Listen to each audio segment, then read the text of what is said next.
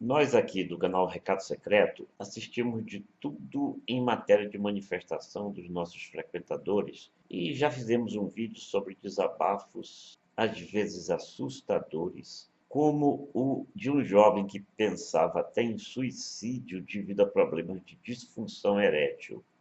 Por isso mesmo, nós procuramos responder ao máximo possível de perguntas e dessas manifestações. Se você procurar, vai verificar que existem no canal e no site Recado Secreto inúmeras postagens sobre como combater a disfunção erétil e outras dificuldades. Sendo assim, nada de pensar em suicídio, né, moçada? Mas as surpresas não cessam nunca. Quando nós abordamos a questão da assexualidade, nós explicamos que esse termo se refere ao fato de algumas pessoas simplesmente não gostarem de praticar o ato sexual. Nós abordamos o tema não como uma anormalidade, mas sim como uma rejeição a uma prática que, se não for vista com preconceito ou com excessiva preocupação, pode perfeitamente possibilitar uma vida saudável, sem inculcações ou sem motivo de pesadelo ou de conflitos mentais, psicológicos, emocionais ou de outra natureza qualquer.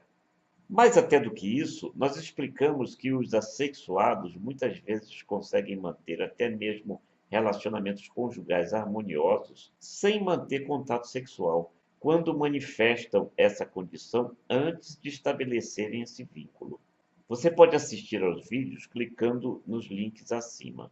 Foram várias as interpretações sobre esses vídeos e, recentemente, nós recebemos a postagem que demonstra o quanto muitas pessoas têm uma visão confusa da sexualidade, que, sem dúvida alguma, resulta de inúmeros fatores.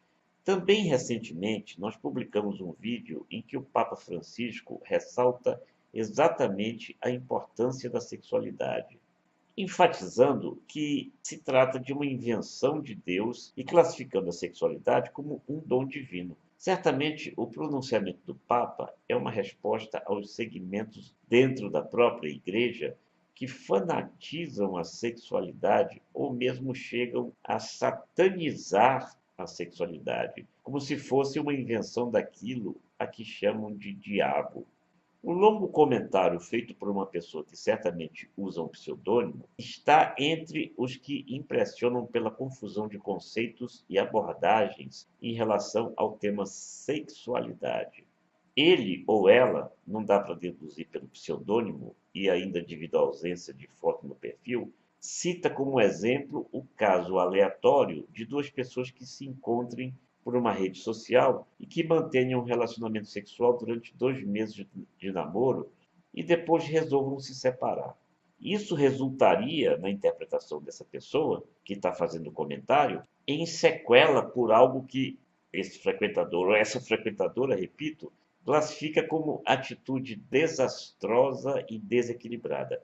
Veja que o sexo é colocado como responsável por tudo. Ou seja, o sexo passa a ser tido como culpado numa situação que pode se desdobrar em inúmeras variáveis. Em primeiro lugar, essa relação pode ter sido interrompida por brigas que nada tenham a ver com a prática sexual. Pode ter sido interrompida por atritos e por outros conflitos que não tenham como ponto central o sexo, mas sim, por exemplo, pela convicção a que ambos os parceiros tenham chegado quanto à incompatibilidade de gênios, de gostos, de projetos, de vida, entre outros inúmeros que nós podemos citar. Ou ainda pelo simples fato de ter sido uma relação em que ambos não viam o sexo como pecado, que só complica as coisas encarar o sexo consentido como pecado, muito ao contrário de facilitar. E não encararam essa relação como um projeto de vida, mas sim como um convívio de duração efêmera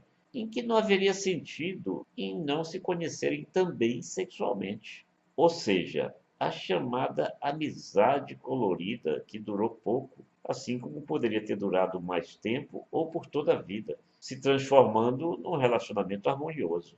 Mas não, o sexo passa a ser encarado como o culpado de tudo, o centro de tudo. Quem menos diz que dá importância ao sexo é quem mais potencializa essa importância. E embora o contato sexual seja importante no relacionamento a dois, nem sempre as separações resultam de conflitos sexuais, conforme todos nós sabemos. Muito ao contrário disso, existem inúmeros casos em que as relações sexuais são extremamente prazerosas e a separação se dá por inúmeras outras circunstâncias que nem dá para se prever, são imprevisíveis. Essa realidade, aliás, desmente a visão de que a sexualidade comanda e decide tudo. Pode ser que sim, mas pode ser que não. Cada pessoa é uma pessoa. É isso que todos nós, homens e mulheres, ou seja lá que escolha se faça, precisamos entender. Veja o equívoco que o autor ou autora da carta faz ao se referir à busca incessante por sexo, o que igualaria os seres humanos aos animais, e ele certamente está se referindo aos irracionais.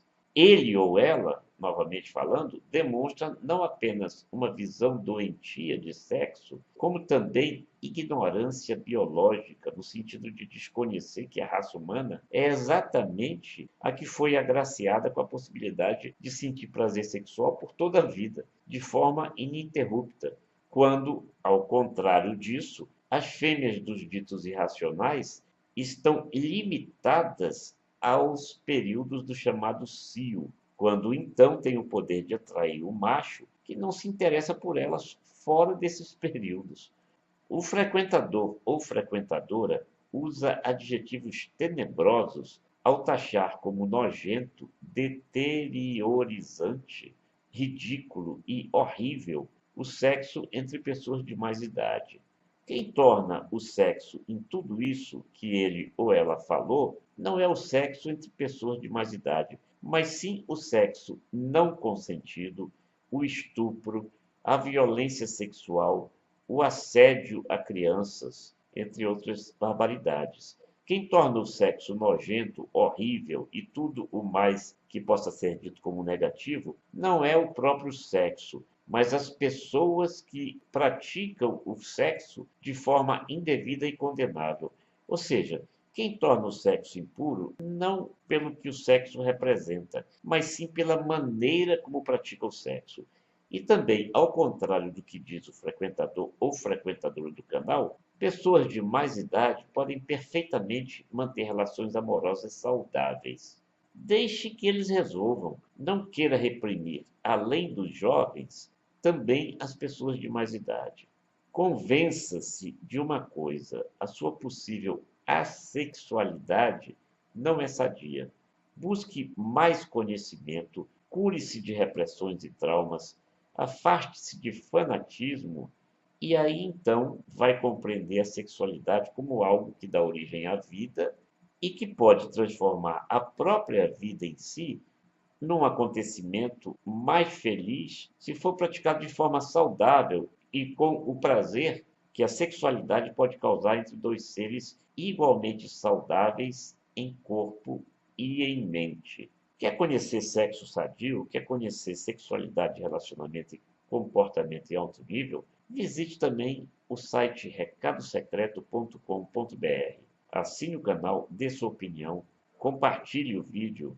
Não se esquece de clicar no sininho para receber notificações dos próximos vídeos e entre para a comunidade que vivencia a sexualidade de forma saudável. Estamos esperando você.